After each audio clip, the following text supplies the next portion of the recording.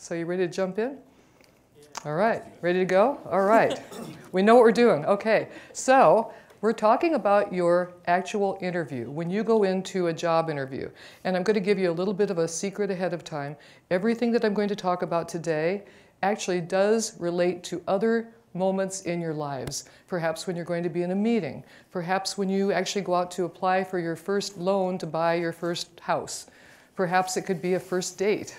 That's kind of an interview, isn't it? In a sense, it's like being interviewed, I think at least. So these things do apply to other situations as well. There are 7 things that I'm going to talk about. These are your interactive components. These are your communication components, and each one of them is going to be really important when you go into an interview situation. And we're going to talk about all of these 7 communication components one at a time. The first one I'm going to put up here on the screen is going to be your facial expression. Facial expression is very, very important. I'm going to explain why right now, in fact.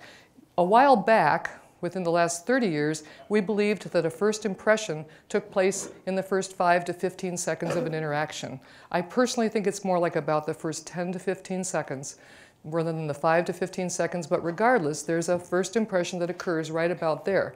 However, there's new research, good morning, or afternoon, sorry, afternoon. There's new research that now says there is a second first impression, which now has to be called the first impression, that occurs in, ready for this, under 1 second.